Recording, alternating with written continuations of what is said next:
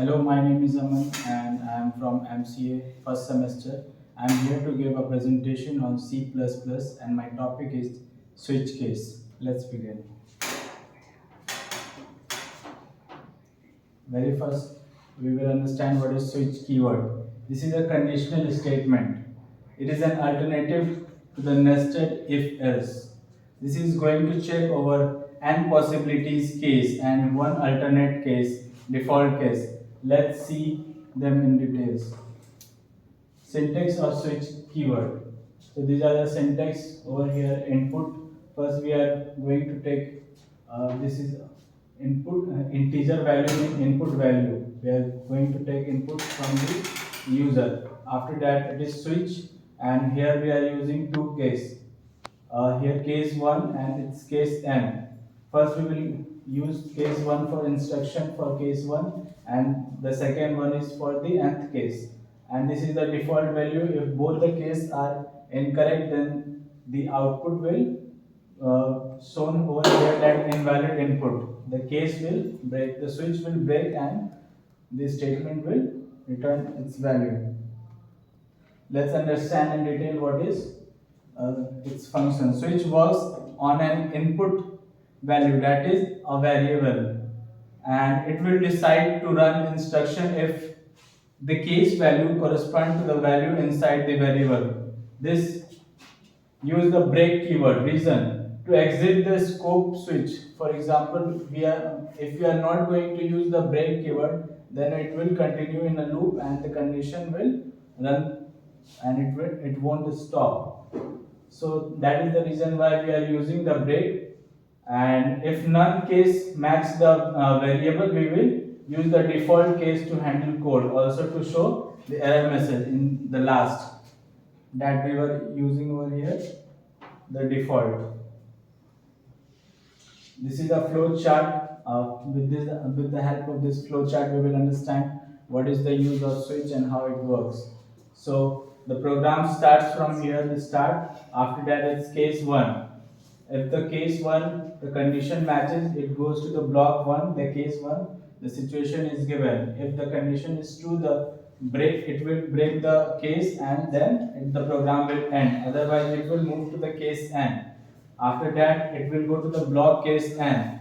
And if the condition matches, then it will break and the program will end. Otherwise, the default value is shown over here, which will give block of default case, and the program will end.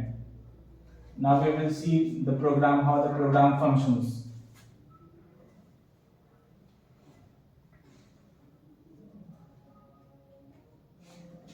So here is a program. We are going to enter for a vowel. So we will check how if the user is going to enter an alphabet, it is a vowel or not. So here we are taking the character for I, and we are asked user to enter a value, and we will check it's a vowel or not. Here C in use to take the enter value. Here switch case. Case 1 says it's for the lowercase a and for the uppercase a. Same for the A, E, I, O, U, the 5 vowels and the in the uppercase. And this is for the input of the value. Here we are going to input. If the condition is true, then it will break. Otherwise, it will return the default value. It says input character is either constant or the symbol. That is not a vowel.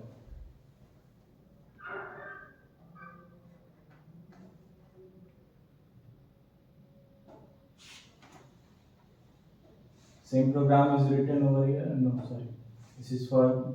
This is another program. Here we are going to check for the odd or even number, and this is a modulus over here. We are using a modulus for switch input character. When we are going to divide with the 2, it's give either the remainder 0 or the 1. So we are using two cases. The case 1 which says the input value is odd, otherwise it will break. If it doesn't give the character the modulus the remainder 0, it will break. Otherwise it will go to the case 0, and it says it's neither even neither odd.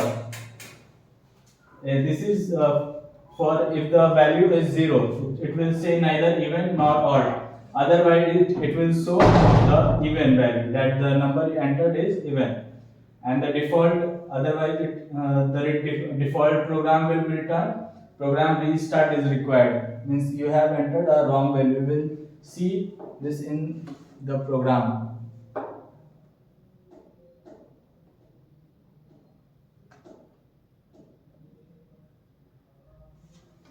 Here is the same program. Enter a number modulus 2. Let's run the program and see what the value we are getting. Here we are asked enter a number. So let's, if we are going to enter number 3, what is it? The input value is odd. Input value is odd because the remainder is not 0. And we are going to run another program. The first one that was for the vowel character. Let's check if we are getting the right value or not. Let's say if we are entering the uppercase A, it says the input character is a vowel. That is, our program is running good. Let's say if we, let's run it for one more time and see for the lower case. It also says the value is correct.